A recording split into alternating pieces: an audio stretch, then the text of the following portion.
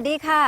The tourism industry plays a major and significant part in moving forward the economy of the members of ASEAN. The region is home to many attractive tourist destinations, which contributes to the continued growth in the industry by leaps and bounds. In order to make sure growth is sustainable, there is a need to develop tourist destinations together with the quality of service provided by the tourism workforce. Thailand has an advantage over other ASEAN countries as there are plenty of world-class hotels as well as tourist attractions. Tourism professionals in Thailand have had the experience in offering world-class services, but how can we measure the standards and levels of services being offered? The ASEAN MRA on TP provides a mechanism for agreement on the equivalence of tourism certification procedures and qualifications across ASEAN. And the Institute for Tourism Personnel Training, Office of the Permanent Secretary, Ministry of Tourism and Sports, fully supports this. From the official establishment of the ASEAN community, the member nations had always intended to mutually recognize the qualifications of the major professional services among its peoples. This gave rise to the ASEAN Mutual Recognition Arrangement on Tourism Professionals, or the ASEAN MRA on TP, to facilitate mobility of employment for skilled tourism labor within each member state. The key to this arrangement is the recognition of skills and qualifications of working tourism professionals covering 2 categories, 6 labor divisions and 32 job titles. Hotel service, including 4 departments covering 23 job titles, which is further categorized into housekeeping, 6 job titles, front office, 5 job titles, food production, 7 job titles, food and beverage services, 5 job titles, travel service, including 2 departments covering 9 job titles split into travel agencies, 4 job titles, tour operation, 5 job titles. In order for a foreign tourism professional to be recognized regionally among member nations, a solid infrastructure supporting the effective implementation of the MRA on TP system must be put in place. Each part requires a development effort at the ASEAN regional level or member state national level. At the member state level, 2 agencies are required: the National Tourism Professional Board, or the NTPB, and the Tourism Professional Certification Board, the TPCB. The NTPB has the function of quality control of the education and training system, the Common ASEAN Tourism Curriculum that delivers the qualifications recognized in the MRA. The TPCB will apply national competency standards, assess and certify tourism professionals. The Ministry of Tourism and Sports will oversee the work of both agencies. The MRA on TP provides a mechanism for agreement on the equivalence of tourism certification procedures and qualifications across ASEAN. ASEAN nations have their own standards, certification and regulations for recognizing the competency of workers in the tourism sector. Therefore, there is a need for an MRA to facilitate agreement on what constitutes equivalent competency to work in tourism by a worker so that the standard is at the same level region-wide. When ASEAN nations mutually recognize each other's qualifications, this will encourage a free and open market for tourism labor across the region and boost the competitiveness of the tourism sector in each ASEAN nation, while at the same time attracting needed talent to meet local skills shortages. The eligibility to work in a host country will of course be subjected to prevailing domestic laws and regulations of the host country.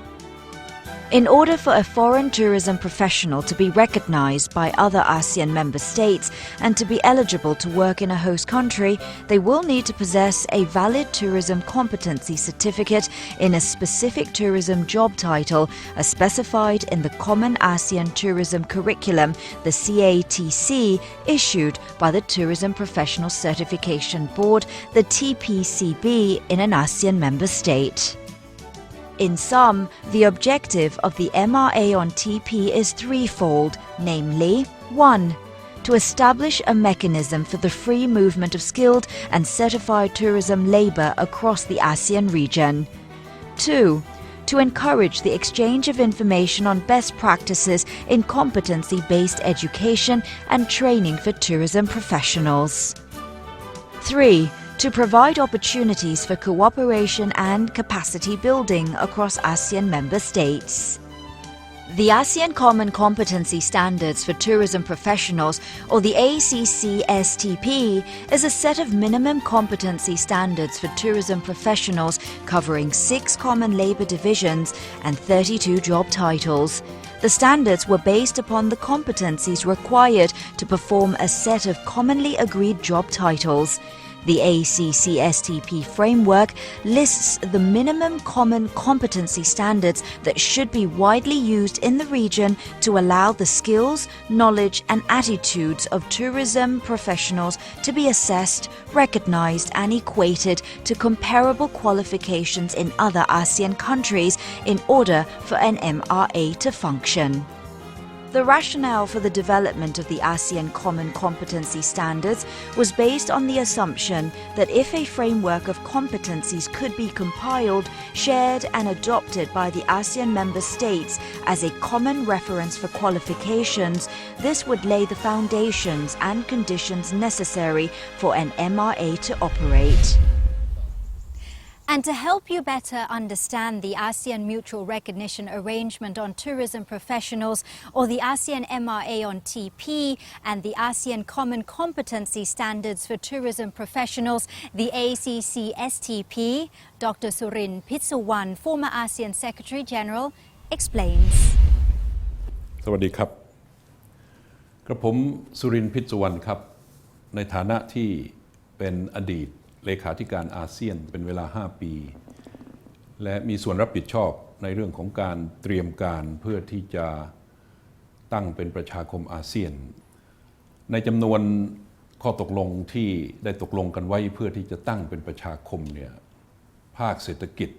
เป็นจำนวนข้อตกลงที่มากที่สุดที่เรียกว่า ASEAN Economic Community หนึ่งในจำนวนนั้นก็คือข้อตกลงที่จะให้มีการแลกเปลี่ยนเคลื่อนย้ายบุคลากรวิชาชีพ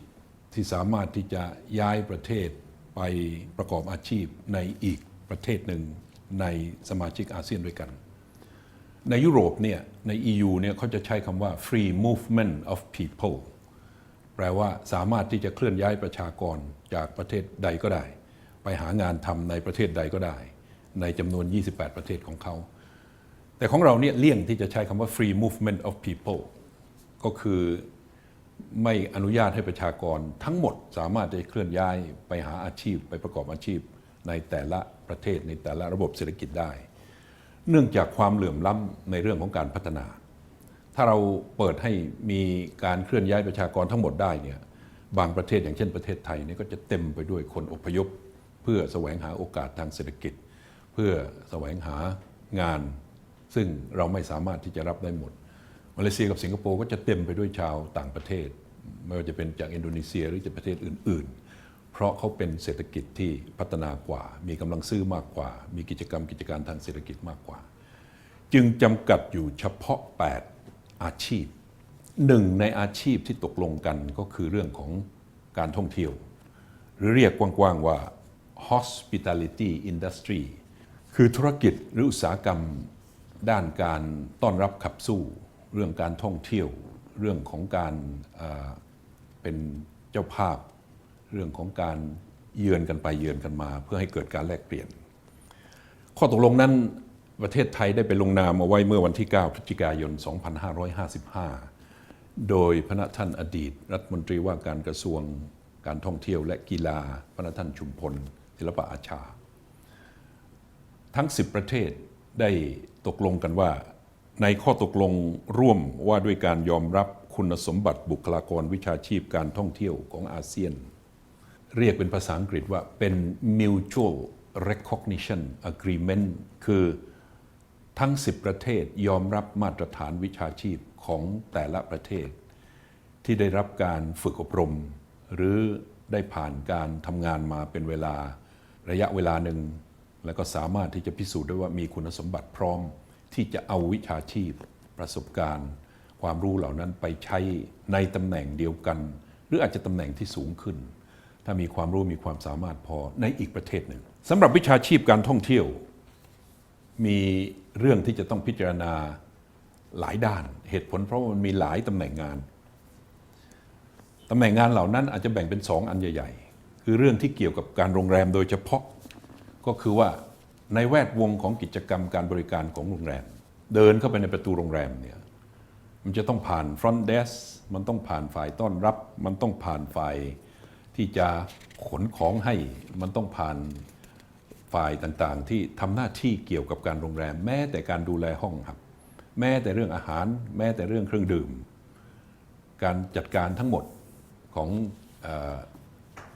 สิ่งอำนวยความสะดวกทั้งหมดทั้งหลายในโรงแรมเนี่ยตำแหน่งต่างๆเหล่านี้มีอยู่23ตำแหน่งที่เกี่ยวกับโรงแรมโดยเฉพาะส่วนในเรื่องที่เกี่ยวกับการบริการการเดินทางการท่องเที่ยวมันมีอยู่ทั้งหมด9ตำแหน่งในจำนวน23กับ9นี่รวมกันแล้ว32เนี่ยเป็นตำแหน่งงานที่ขณะนี้ตกลงกันว่าสามารถที่จะให้คำรับรองและรับคำรับรองนั้นและอนุญาตให้ถือใบรับรองนั้นสามารถที่จะไปหางานในประเทศอื่นๆในสมาชิกของอาเซียนได้ประเด็นมันมีอยู่ว่ามาตรฐานต่างๆเหล่านี้เราจะพิสูจน์กันยังไงให้การยอมรับกันยังไงมีมาตรฐานกันยังไงถึงจะเป็นที่ไว้วางใจที่ใช้คำว่า mutual recognition ต่างคนต่างก็รับรองคุณสมบัติของบุคลากรของกันและกันเพราะฉะนั้นจึงจำเป็นต้องมีมาตรฐานกลางเพื่อที่จะให้ทุกคนมีความรู้สึกมั่นใจและอุ่นใจว่าถ้าได้ใบรับรองนี้มาจากประเทศไทยเขาก็สามารถที่จะจ้างงานได้โดยไม่จำเป็นต้องลังเลโดยไม่ต้องห่วงว่าไม่มีความรู้ไม่มีความสามารถไม่มีประสบการณ์และจะอำนวยความสะดวกให้กับแขกของเขาที่มาใช้บริการในโรงแรมของเขาได้อย่างดีมีคุณภาพและเป็นที่พอใจมาตรฐานนั้นเรียกว่ามาตรฐานสมรรถนะขั้นพื้นฐานของบุคลากรวิชาชีพท่องเที่ยวแห่งอาเซียนเรียกเป็นภาษาอังกฤษว่า ASEAN Common Competency Standards for Tourism Professionals หรือ ACCSTP ค่อนข้างจะยาวประเด็นอยู่ที่ว่าเมื่อมีความหลากหลายในอาเซียนความพร้อมหรือขั้นตอนของการพัฒนาประเทศไทยอาจจะพัฒนาสูงสุดในเรื่องการท่องเที่ยวในเรื่องของการบริการนักท่องเที่ยวการให้บริการว่าในเรื่องการเดินทางและการท่องเที่ยวการโรงแรมแต่ว่าประเทศอื่นๆอาจจะไม่มีมาตรฐานเท่าเทียมกันจึงจำเป็นจะต้องมี Common Competency Standards แปลว่ามาตรฐานร่วมที่ยอมรับร่วมกันทีนี้ในข้อตกลงที่เกี่ยวกับวิชาชีพทั้งหมดที่พร้อมจะแลกเปลี่ยนกันเนี่ยมันมีอยู่8อันการท่องเที่ยวเนี่ย1ใน8ส่วนที่เหลือคือหมอฟันพยาบาลนักบัญชีแล้วก็วิศวกรสถาปนิกแล้วก็ฝ่ายที่ทำหน้าที่สำรวจทรัพย์สินหรือราคาทรัพย์สินหรือความมั่นคงของบริษัทที่แต่ละประเทศแต่ละบริษัทจากแต่ละประเทศจะออกไปซื้อจะไปควบรวมหรือจะไปร่วมลงทุนด้วยประเมินราคาทรัพย์สินประเมินธุรกิจพวกนี้เขาเรียก surveyors ในแต่ละข้อตกลงร่วมเรื่องการยอมรับวิชาชีพหรือมาตรฐานวิชาชีพระหว่างกันทั้ง8อันเนี่ยมันจะมีหน่วยงานประจำชาติอยู่หน่วยงานหนึ่งซึ่งจะต้องทำหน้าที่เป็นผู้ ทดสอบและเป็นผู้กำหนดมาตรฐานภายในเพราะจะไม่มีใครเข้าไปก้าวก่ายเพียงแต่ว่าจัดตั้งหน่วยงานนี้ขึ้นมาเป็นหน่วยงานกลางของแต่ละประเทศเขาเรียกว่า focal point national focal point หรือ national responsible agency ในประเทศไทยเนี่ยสำหรับมาตรฐานวิชาชีพนี้ได้มีการจัดตั้งคณะกรรมการขึ้นมา2คณะหนึ่งเรียกว่าคณะกรรมการวิชาชีพท่องเที่ยวแห่งชาติภาษาอังกฤษเรียกว่า National Tourism Professional Board มีท่านรัฐมนตรีว่าการกระทรวงการท่องเที่ยวและกีฬาเป็นประธานอีกคณะหนึ่งเรียกว่าคณะกรรมการรับรองคุณวุฒิวิชาชีพการท่องเที่ยวฟังแล้วมันคล้ายๆกันนะแต่มันไม่เหมือนกันอันหนึ่งเน้นเรื่องของการเป็นวิชาชีพอีกอันหนึ่งเน้นเรื่องการมีความรู้มีมาตรฐานวิชาชีพนั้นๆเทียบเท่าที่จะไปร่วมปฏิบัติงานหรือไปหางานทำในพื้นที่ของอาเซียนได้หรือไม่แค่รับรองว่าเป็น professional ยังไม่พอต้องรับรองว่ามีมาตรฐานวิชาชีพเพียงพอหน่วยงานนั้นเรียกว่าคณะกรรมการรับรองคุณวุฒิวิชาชีพหรือ Tourism Profession Certificate Board เป็นผู้ออกใบรับรองเป็นผู้ออกใบประกาศนียบัตรเป็นผู้ออกใบคล้ายๆกับรองรับว่าวิชาชีพของอยู่ได้มาตรฐานสามารถที่จะย้ายไปของงานทำที่สิงคโปร์ได้มาเลเซียได้จากที่นั่นก็มาที่นี่ได้เพราะฉะนั้น2หน่วยงานนี้คือ2หน่วยงานที่จะเป็นตัวพิจารณาตัวให้คำรับรองและตัวให้ใบอนุญาตเพื่อให้เกิดการเคลื่อนย้ายบุคลากรในวงการวิชาชีพหรือวงการท่องเที่ยวหรือ hospitality industry นี้ได้อย่างคล่องตัวเหตุผลทั้งหมดที่จำเป็นจะต้องให้บุคลากรเหล่านี้สามารถที่จะเคลื่อนย้ายกันได้ก็เพราะว่าประชาคมเศรษฐกิจอาเซียนมันจะไม่เกิดขึ้นถ้าคนไม่สามารถที่จะย้ายถิ่นย้ายฐานไปสร้างอาชีพไปสร้างความเจริญไปสร้างความก้าวหน้าในอาชีพสาขาต่างๆให้เกิดขึ้นเขาเริ่มต้นด้วย8ต่อไปมันก็จะมี9 10 11ต่อไปแล้วก็อาจจะครอบคลุมวิชาชีพทั้งหมดอาจจะเข้าไปอยู่ในเรื่องของการธนาคารเข้าไปอยู่ในเรื่องของการแปรรูปอาหารการบริหารจัดการเรื่องของการศึกษามันก็จะขยายตัวออกไปเรื่อยๆแต่ขณะนี้เรามาพูดเพื่อที่จะเป็นการเปิดตัวเพื่อที่จะประชาสัมพันธ์ว่าในวิชาชีพนี้เรื่องการท่องเที่ยวเนี่ยมันมีหลักสูตรใหม่เกิดขึ้นนั่นก็คือ ASEAN Mutual Recognition Arrangement on Tourism Professionals ที่กำลังจะพูดกันในวันนี้ว่าเราจะต้องเข้าใจเรื่องรายละเอียดต่างๆเหล่านี้อย่างไรเราจะได้ประโยชน์อะไรในฐานะที่เป็นประเทศที่พัฒนาที่สุดในเรื่องของการบริการการท่องเที่ยวเป็นศูนย์กลางการคมนาคมการขนส่งทางอากาศและมีความเชี่ยวชาญเปิดตัวก่อนคนอื่นในวิชาชีพนี้ในอาชีพนี้ในอุตสาหกรรมนี้ส่งเสริมกันมานานกว่าคนอื่นและมีประชากรมีนักท่องเที่ยวเข้ามาในประเทศเราเนี่ยมากที่สุดแล้วก็มีคุณภาพด้วยแล้วก็ต้องการที่จะใช้ประเทศไทยเป็นจุดศูนย์กลางในการที่จะเดินทางไปเยือนอาเซียนประเทศอื่นๆด้วยซึ่งในฐานะที่เป็นจุดศูนย์กลางทางด้านภูมิศาสตร์อยู่แล้วมีความพร้อมในเรื่องของโครงสร้างพื้นฐานที่จะรองรับการท่องเที่ยวนี้อยู่แล้วการคมนาคมสะดวกการโทรคมนาคมสะดวกแล้วก็มิตรไมตรีน้ำใจมิตรภาพของคนไทยและความพร้อมของคนไทยที่จะให้บริการคนอื่นเอาใจแขกผู้มาเยือนเป็นสัญลักษณ์ของวัฒนธรรมแห่งชาติอันหนึ่งเพราะฉะนั้นใน8อาชีพเนี่ยอันนี้เราน่าจะได้เปรียบปัญหาคือเราจะจัดการสร้างมาตรฐานสร้างความมั่นใจให้คนอื่นเขาเพิ่มพูนทักษะเรื่องภาษาต่างประเทศไม่ใช่เฉพาะภาษาอังกฤษแต่อาจจะเป็นภาษามลายูด้วย ไม่ใช่เฉพาะภาษามลายูแต่อาจจะเป็นภาษาเวียดนามด้วยภาษาพม่าด้วยเหล่านั้นมันจะทำให้เรามีโอกาสที่จะได้รับการว่าจ้างมากขึ้นเพราะฉะนั้นมันเป็นโอกาสที่จะพัฒนาบุคลากรเพิ่มสมรรถนะความพร้อมเพิ่มความสามารถในการแข่งขันไม่ใช่เฉพาะเป็นบุคลากรที่มีคุณภาพปฏิบัติงานได้ในธุรกิจธุรกรรมการท่องเที่ยวในประเทศไทยแต่สามารถที่จะย้ายฐานออกไปหาโอกาสทำงานไปสร้างเนื้อสร้างตัวในวิชาชีพนี้ที่ร่ำเรียนมาที่สร้างสมประสบการณ์มาเพื่อว่าคนไทยจะได้มีโอกาสมากขึ้นเพื่อที่จะขยายฐานธุรกิจนี้จากเฉพาะภายในประเทศไทยซึ่งก็ใหญ่อยู่แล้วพัฒนาอยู่แล้วแต่มีโอกาสที่จะไป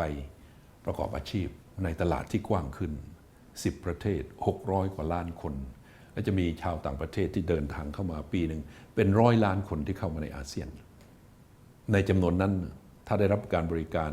จากบริกรคนไทยทั้งในด้านของการบริหารจัดการโรงแรมทุกตำแหน่ง23ตำแหน่งที่ว่ากับเรื่องของการจัดการเดินทางการท่องเที่ยวอีก9ตำแหน่งที่กำหนดไว้เราก็จะเป็นผู้ซึ่งได้เปรียบในการที่จะเอาประโยชน์จากประชาคมอาเซียนที่กำลังเกิดขึ้นประชาคมอาเซียนประชาคมเศรษฐกิจอาเซียนสาขาการท่องเที่ยวโดยเฉพาะที่ถือว่าเราเป็นหนึ่งรักษาความเป็นหนึ่งไว้พร้อมที่จะออกไปหาประโยชน์แล้วก็หาโอกาสต่างๆเหล่านั้นที่เปิดขึ้นและนำผลพวงของการที่ออกไปทำงานออกไปรับจ้างข้างนอกอย่างมีเกียรติมีศักดิ์ศรีภูมิใจเป็นที่ยอมรับและเป็นที่นับถือของคนอื่นๆรวมทั้งแขกจากต่างประเทศด้วยแล้วยังส่งรายได้ต่างๆเหล่านั้นกลับประเทศเป็นการสร้างสมรรถนะในการแข่งขันให้เศรษฐกิจไทยอีกด้านหนึ่งด้วยในสาขาที่เราคิดว่าเราควรจะเชี่ยวชาญที่สุดมีเปรียบมากมีข้อได้เปรียบมากกว่าคนอื่นในอาเซียนและได้สั่งสมประสบการณ์นี้มาก่อนคนอื่นควรจะใช้เป็นปัจจัยในการสร้างความพร้อมสร้างความสามารถในการที่จะแข่งขันและเอาประโยชน์จากตลาดร่วมอาเซียนที่เพิ่งจะเกิดขึ้นภายใต้อาเซียน Economic Community ภายใต้ประชาคมอาเซียนภาพรวมทั้งหมด The Institute for Tourism Personnel Training, Office of the Permanent Secretary of the Ministry of Tourism and Sports, fully supports the MRA on TP. We are ready to offer any needed advice and suggestions to various training institutes and tourism professionals. The Institute will continue to organize seminars and workshops at the national and regional levels to disseminate and spread information to all those involved. All this is to meet the aim and ensure the elevation of the standard of Thai tourism and ASEAN in order to continue to be the driving force of the economy and towards sustainable development. You'll now have a more solid understanding of the ASEAN MRA on TP and its significance. Let's all play a part in raising the standards of tourism and improving the qualifications of the tourism workforce in the ASEAN region for all the 6 departments and 32 job titles covered. The ASEAN MRA on TP seeks to increase the international mobility of tourism labour across the ASEAN region. For more information, do contact us at the details below at the Institute for Tourism Personnel Training, Office of the Permanent Secretary, Ministry of Tourism and Sports. สวัสดีค่ะ